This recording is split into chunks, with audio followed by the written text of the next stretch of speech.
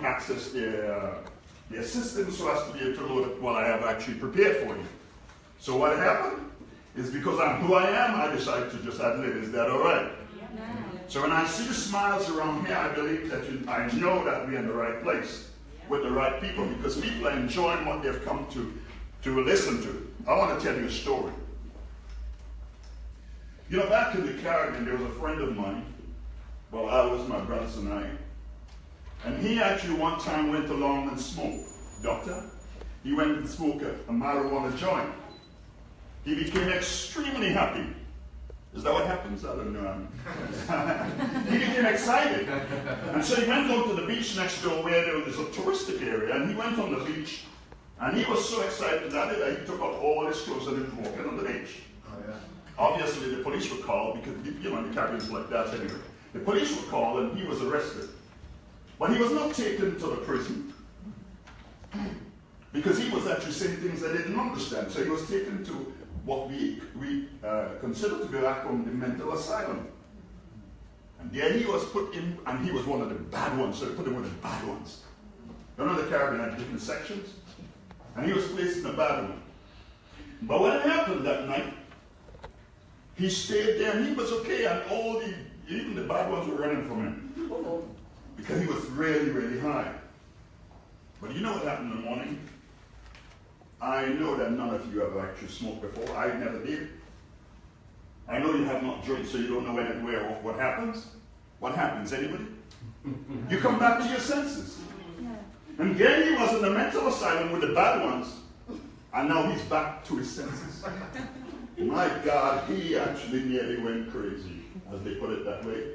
Because what happens in the Caribbean, and I don't know if it's in England, when somebody is actually suffering from any sort of mental illness, they always tell you, I am not crazy. Right. And what happened, he was telling the nurses, I am not crazy. And doctor, they were running from him. He actually nearly went crazy. But what happened, he was let out. Today I want to actually leave you with some thoughts that I had prepared, but cannot recall all of it. So I'll try my best to see what I can do. Because I want you to go from here understanding that every word has the ability to be able to be transmitted in a way that you can recall it. So I actually decided to use an acronym for the word bipolar. Is that all right? Yes. So when I see the B, what it reminds me of, far different these days than I would have taught long ago. It actually informs me of the benefits and not the limitations. You see what happened, and the active word here I want to actually tell you is the word thinking. I come from a scriptural background, so you know there's a scripture that says, as a man thinketh, so is he. What happens is that if you're going to think that every person who has bipolar is actually a threat or present some sort of harm to you, exactly what you're thinking is what you're inviting. What happens is that it makes me remember, and I'm going to finish in 3 minutes. I noticed that I was given a salute. 3 fingers, absolutely excellent. What I'm saying, what happened, I remember one time in Dalston, it was during the winter. I was walking, and you know, in winter, what do? You walk with a coat, right? And if it's really cold, you have your coat on. And there was a lady coming down the other side, a white lady, she actually walked on the other side. Now, what I'm saying, as you think that somebody's going to harm you, believe you, you're introducing that to yourself. So I ask you to change your mindset and think not about the limitations, but think of the benefits. When I see the I think of the interest and the importance of valuing the person as a human being, and understand that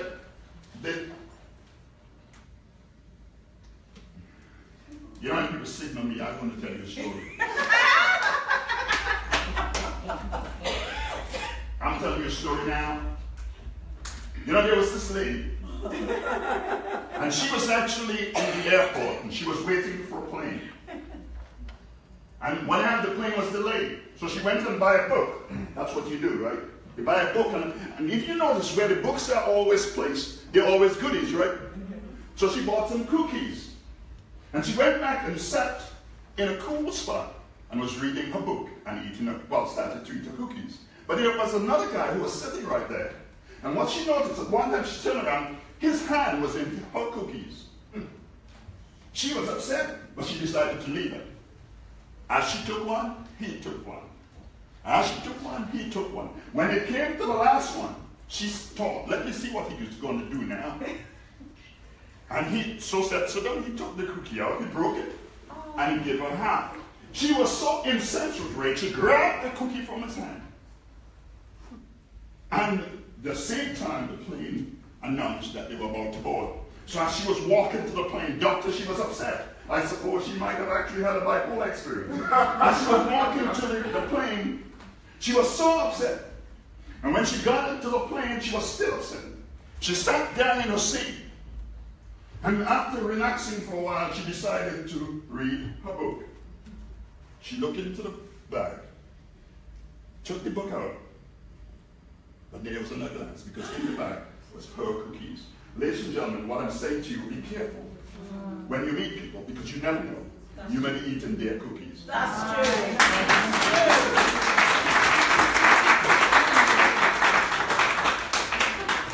Oh wow, that's a good one. He's a very good storyteller. I had a good teacher, actually a mentor, told me about 3 years ago when I started public speaking.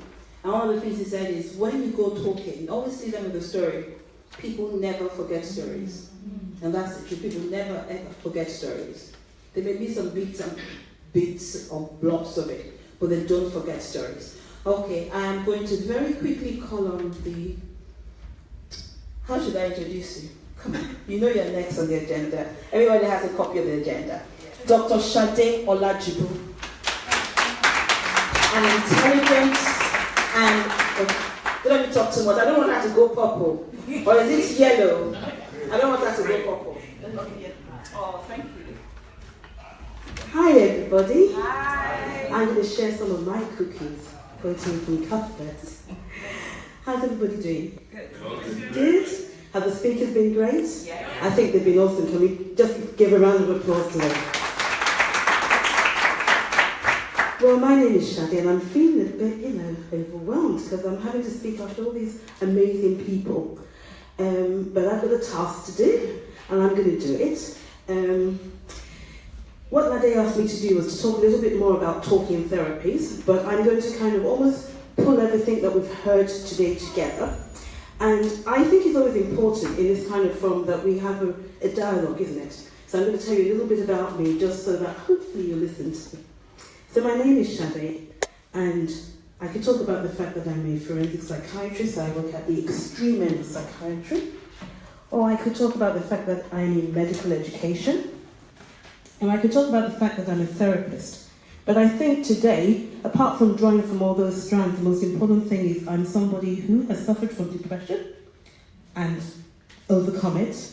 And the fact that there is a very strong family history of mental illness. So I'm passionate, and I say passionate, about developing awareness.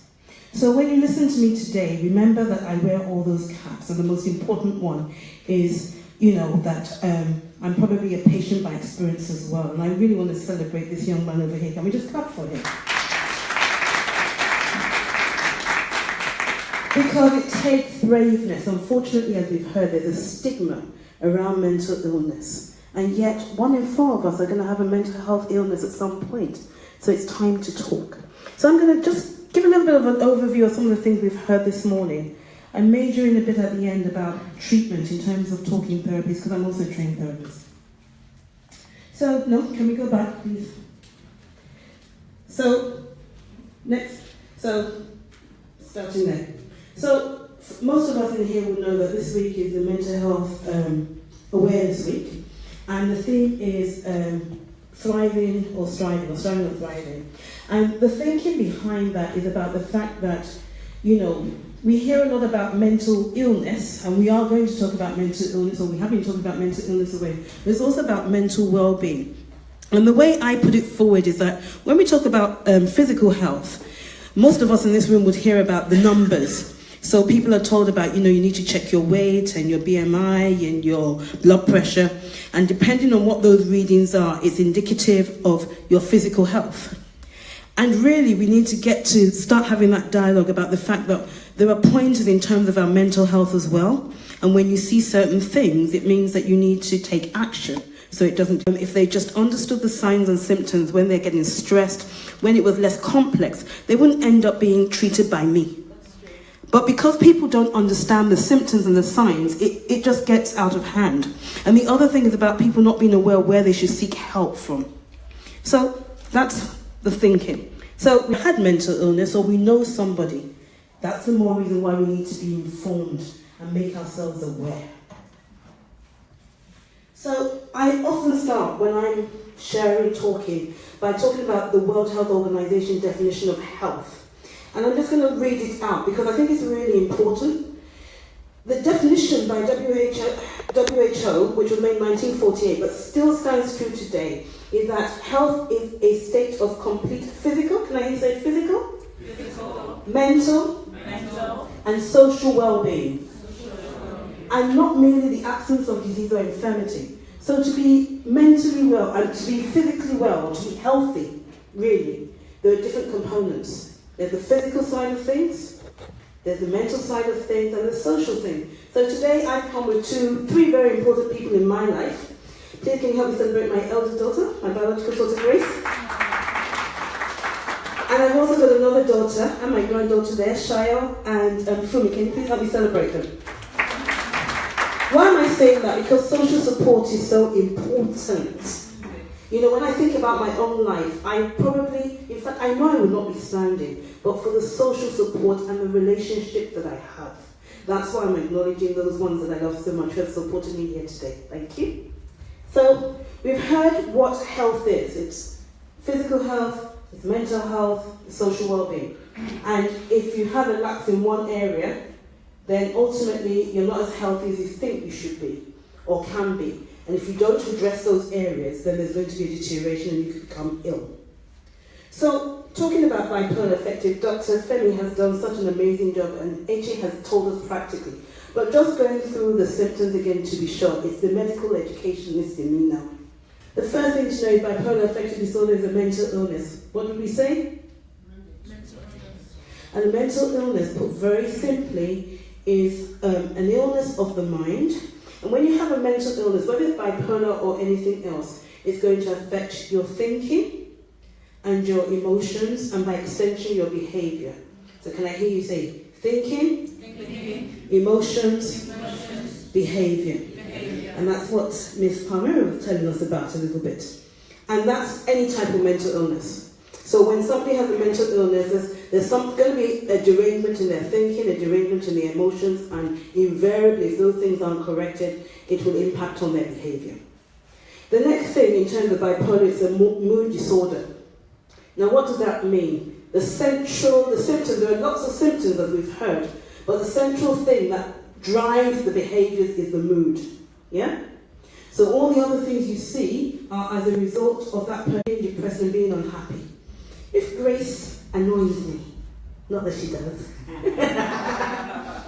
let's do it the other way. If I annoy Grace, Grace doesn't like being disturbed in the morning. And I'm one of these mothers that I just have to talk to her before I go to work. And she's sleeping, it's Saturday, and she wakes up. And I go, Grace! Or I call her Pretty. And she opens her eyes, she's like, yeah, Mom? I'm like, yeah, I just need to tell you about it. I'm like, Mom? But I really need to talk about it. Mom? Of course, when I go off and I've disturbed her sleep, she's unhappy. But she's not clinically depressed. So we have normal mood states that vary depending on what's going on for us. But what we're talking about is illness, and it's the extreme. And with bipolar, it's characterized by either extreme highs and extreme lows. So what you find in this individual is that somebody, at times they're depressed, really clinically depressed, and at other times they're very, very high. And sometimes, as Dr. Femi said, there's a mixture of the two. Next slide, please. So, just some key facts, so that we know it's not, as one of the speakers said, it's not often common. So we all need to recognise it. The second thing I said is the mood disorder. As we said earlier on, the normal age of onset actually is between 15 to 19, with a peak at 25. But some people have like a late onset, so 40s and 50s. So H, not using you kindly shared your story. A lot of people begin to suffer bipolar, or it really kicks in around the age. And it affects everybody. So it's not a white illness or a black illness or an Asian illness, it's everybody. And there's an equal distribution between males and females, but the pattern of how it exhibits itself is different. So as Dr. Femi said, females tend to have more depressive episodes and men tend to have more of the mania things. And then some people have like a mixed bag. So just again going over the symptoms, we've heard many people say them today. People have increased energy, marked irritability, racing thoughts, precious speech. They're just talking and talking and talking, can't be interrupted. They have something called grandiosity. It's a very unrealistic self-image of their abilities. They think they can do anything, unrealistic plans. They can become quite disinhibited or provocative, which causes problems in their relationships. Many of them can be quite bizarre in their dressing. So a lot of women, when they have, they go high, they wear very garish makeup, bright makeup. They might wear skirts that are too short. And you're just looking thinking, why is that woman of 60 wearing a skirt right up here? But she feels fantastic. We've heard about sleep difficulties. So sleep goes out of the window. People going for 24, 48 hours without sleep. We've heard about sexual energy, what others would call sexual promiscuity, but it's about the disinhibition. Again, we've heard about violence and aggression, and when it gets to the extreme in terms of mania, they become psychotic. And what do we mean by psychosis? They lose touch with reality, and they start having bizarre thoughts and beliefs which are not in keeping with their culture, and then they start hearing voices. And the voices might start telling them things like they're God, or they're special, or they have special powers, which then reinforces the behaviour. And remember what we said about mental illness is about your thinking, your emotions, and your behaviour. Next one, please. In terms of depression, we've heard lots of talking about depression today, anergia, a complete lack of energy. When I suffered from depression, I would find it difficult to get out of bed. Everything felt like an effort. To think felt like an effort. To do the simplest things. Again, my daughter's given me permission to share this. I always remember about 10 years ago when I was feeling depressed, and I come from a faith background, so forgive me. And we were supposed to be going to church, and my daughter then was 14, so about 10, yeah?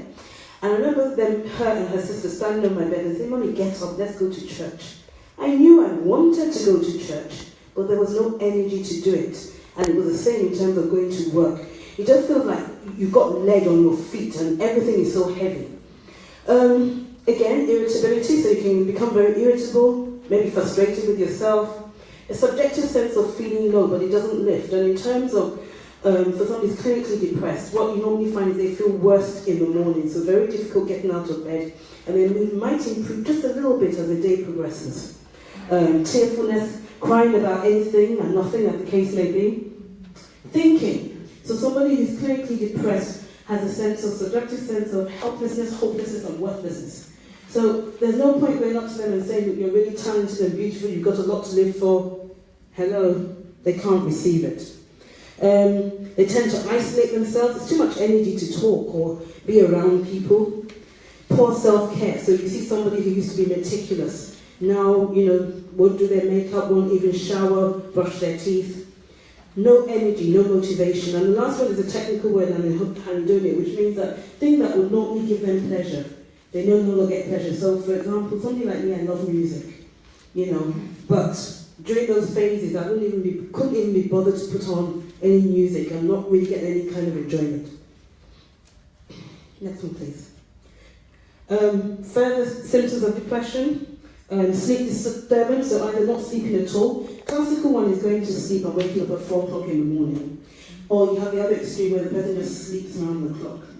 Appetite changes again, either not eating or eating too much. Weight changes, gaining weight or losing weight. Cognitive difficulties. So the person with depression, I remember this example because your attention and your concentration goes and it causes memory difficulties. And then at the extreme, you have thoughts of suicide or even going beyond that. And you have what we call, again, if you go really over the edge, psychotic symptoms. And in depressive symptoms, you might hear voices. I didn't have that. But some people will hear voices speaking to them, telling them to kill themselves or to harm themselves or life isn't worth living. And then in ethnic minorities, many of us find it difficult to speak about our emotions. And many people from ethnic minorities and the Asian continent get somatic symptoms. So I've got a number of patients who are from Asia and India. And they won't tell me, doctor, I feel depressed. They'll tell me I've got a headache. So I've got one particular patient. Anytime he tells me he's got a headache or stomachache, I know that something is the matter. So in terms of treatment, I'm trying to put everything together. Treatment is biological, is a biopsychosocial. That is the model for treatment of mental illness, whatever kind of mental illness it is.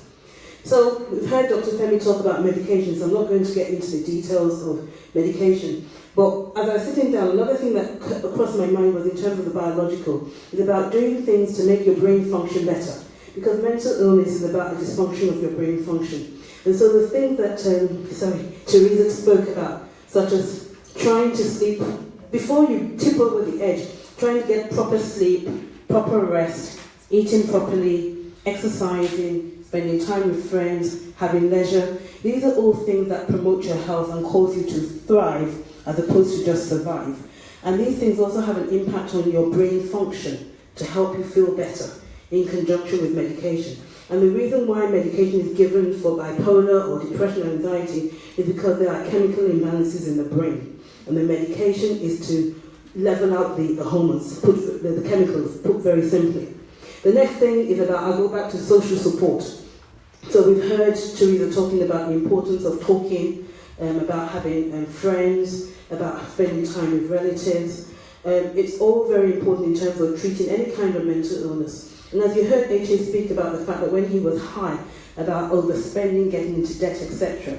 A lot of times when somebody's had bipolar, especially if they've gone high, they need that support after to pull their life back together, to deal with their debt management, maybe to get alternative housing and get themselves back into education. So that's all part of the social support, and it's treatment.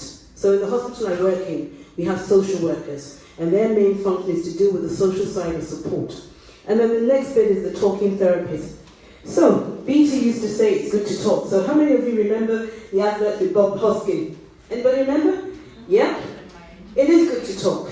And if you think about the World Health Day, 10th of October last year, the theme was psychological therapies. And the message that is going out everywhere now is it is good to talk. So I want you to hold on to that as we go into the next bit, that we have to talk about mental illness, but we have to talk to each other about how we feel. So, some of the talking therapies. Nice guidelines in this country for every illness, whether it's mental illness or physical illness, there's a set of guidelines which sets out appropriate treatment. And within these guidelines, called the NICE guidelines, they've listed these talking therapies. And I've added one because I know it's the basis. And the talking therapies are psychoeducation, CBT, interpersonal therapy and family therapy, and I'm going to just talk a little bit about those very quickly. Next one. So, the key principle that you need to know about psychoeducation is that knowledge is power. Many people end up at the extremes in terms of mental illness because they don't have the basic information. So, the principles of psychoeducation, which is a form of talking therapy, a form of psychological intervention, is about making sure that you understand the illness. So whether it's bipolar or any other kind of illness, a therapist like Teresa will sit down with you over a number of sessions and will work with you to make sure you understand your symptoms, understand the triggers to your illness. So for example, some people become high when they've been stressed or overworked.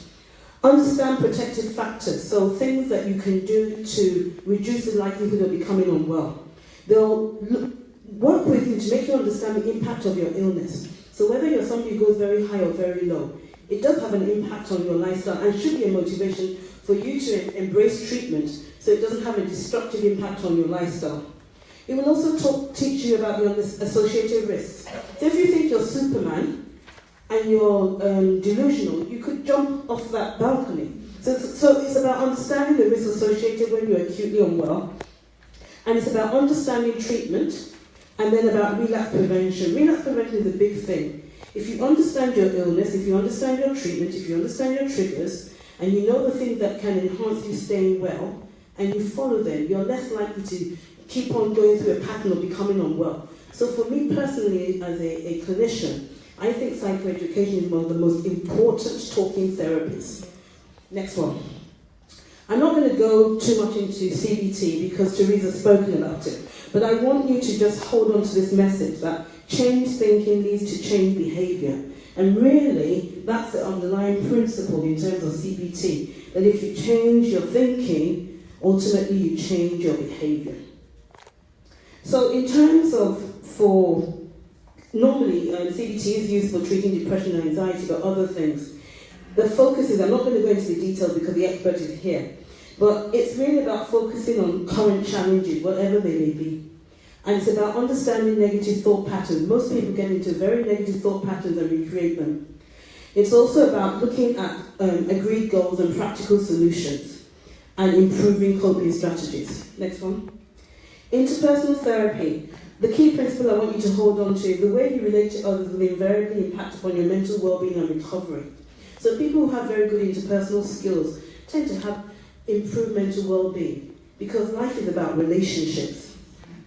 So the principles of interpersonal therapy is about, it's a short-term thing relatively, it's very structured, it doesn't focus on the symptoms of your illness. The focus is more about your social function and how you relate to others. And it focuses on difficulties that you might have as an individual in terms of relating to other people. Next one. Family therapy. The key I want you to remember is that relationships matter. I think you've heard everybody say that today. Next one, please. Next one, please. Let's not finish. Sorry. It's my fault. Right. So the principles of family therapy, we've heard that family relationships are important. And the principles of family therapy, you have to remember that if you have a mental illness or somebody else has a mental illness and you're in a relationship with them, it will impact on your relationship. And family therapy is about understanding the impact of mental well-being on family relationships, understanding how behavior affects relationships, affirm to make sure that we're mutually supportive, understanding the other person's experience. So what it's like if you have a mental illness and you're living with your relatives. Being able to express emotions in a safe place, appreciating the needs of the others, reflecting on your relationship dynamics, improving communication, and ultimately the aim is to have supportive relationships that support your mental well-being. Next one, we're almost finished now. So, we have the expert here, but I never go anywhere without just trying to find out what the local links are. And in this area, these are some of the local facilities in terms of talking therapies. Thank you very, very much for listening. Thank you so much, Dr. Alajide. So much information packed in 15 or 18 minutes thereabout. So much information. We're going to start the open mic session now. Are we looking forward to it?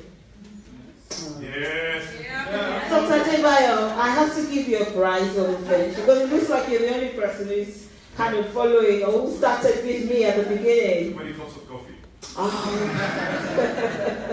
Are we looking forward to the open mic session? Yes. But before we do, one of the things that I do understand is that for communication, for us to make impact in our community, one bird cannot fly and cover the whole of the sky. You take your patch, you work on it. You collaborate, you join wings together, and you fly together. The sky is too wide for one person to want to aim to cover. So the news understands the fact that there's a need to collaboratively work with other organizations, which we do. Over the years, in the last 2 years, we've worked with other organizations. One of the very outstanding ones that we've worked with is Star Children Initiative.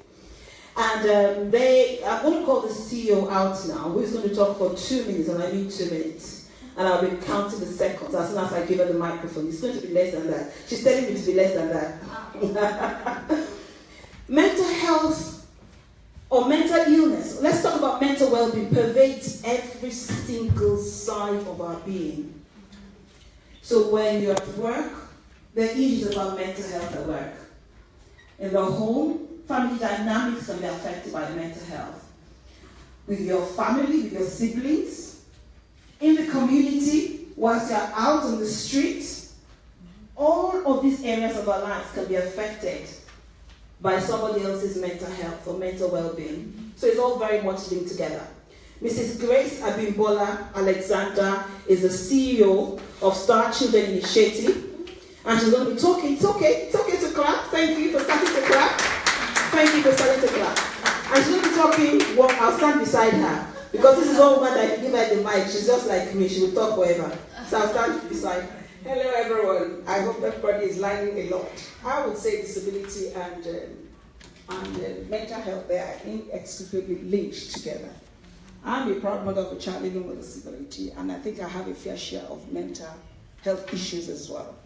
Think about a mother who has had children that are not living with a disability, and then you have another child that was quite normal, inverted comma, open and close, and I realized that I started having epilepsy, having 21, 28 feet a day when he was 7.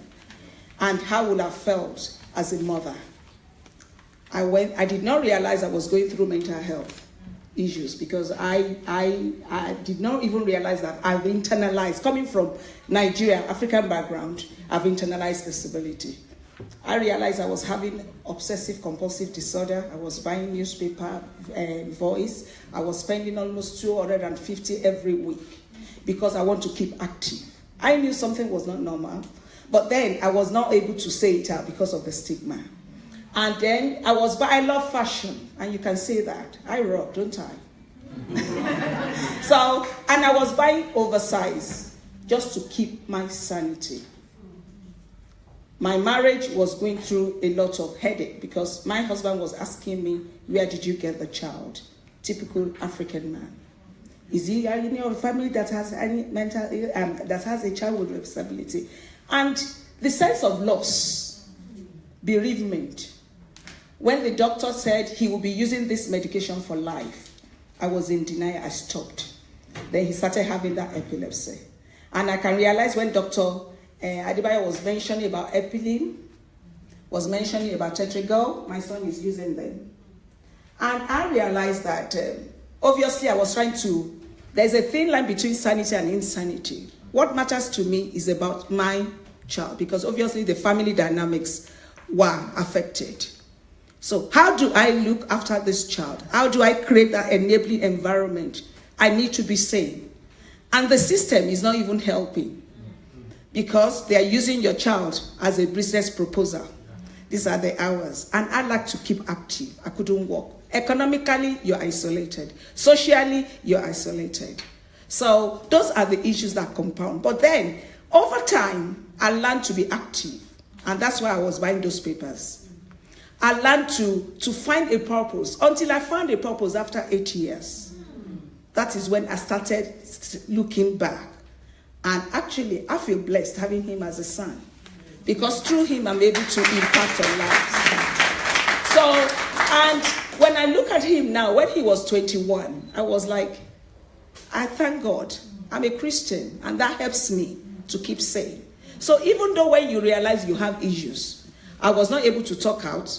I was putting this face as if everything was all right, but it wasn't all right. I was buying papers because I lost my sense of worth. My sense of identity of who I am. I'm not proactive. I'm going to work. Work was my sanity at that time. And obviously, I went through bipolar. Sometimes there was one day I shook my son, and I thought I broke his neck. And I cried. I cried with nobody inside except me and him and God. And you know what? I'm here standing that you have to be able to connect with support groups, especially mothers that have been in your shoes before. And then you have to be active. Because once you stay at home and you are not finding something to do, then the next thing is that it becomes a pattern. Like you can't be able to stand up. And that is what I do now, supporting parents. Because for you to be the best advocate, the challenges are not stopping. I mean, my son is 22 now. Obviously, the fear of the unknown, I don't give a damn about the unknown because I celebrate my son. That's it. I don't give a damn whether he has a first class, any form of improvement in his well-being cause for elation in my household. And I thank God for the fact that I'm able to use my experience to support other parents who are raising a star child like me. Yes. Thank you. Another child that speaks like my own star child, and I know they will be blessed. Thank you.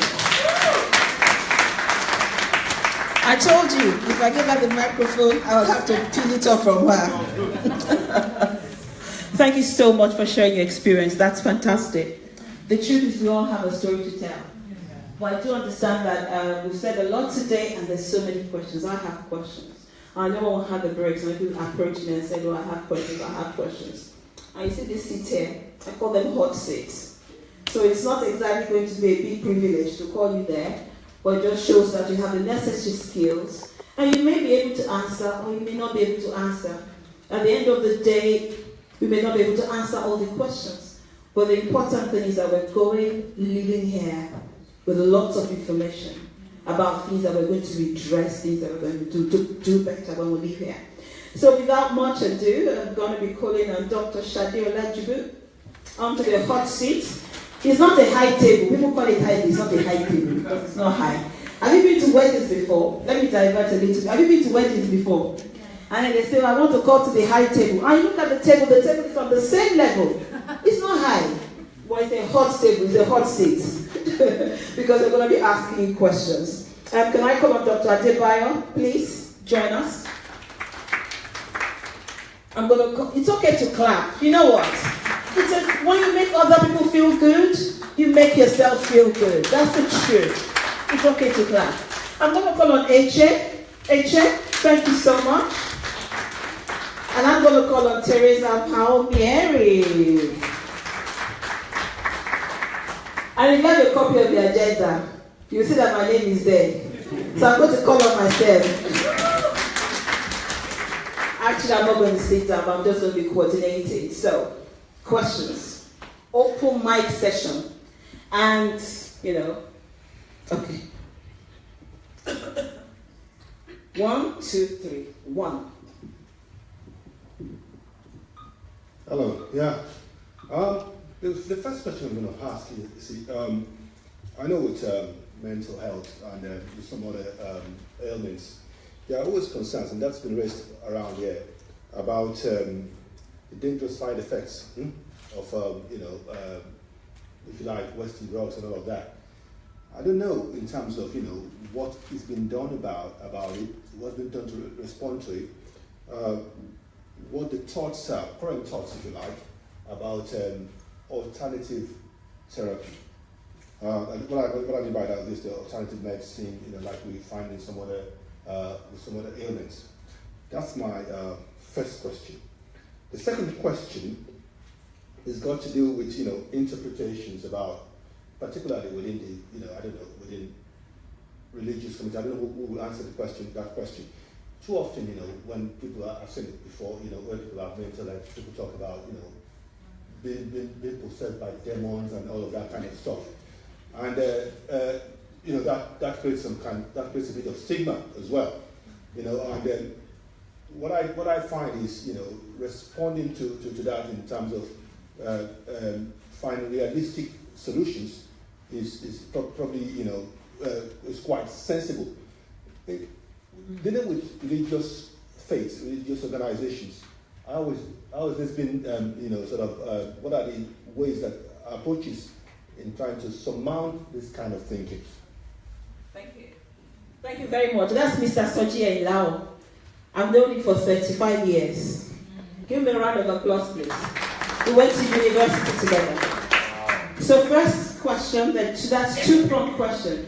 The one about medication, we actually have a pharmacist. Do you want to sit on the hot seat or you want to stay here? Would you be able to answer the question, please? I was going to allow the psychiatric lady to answer.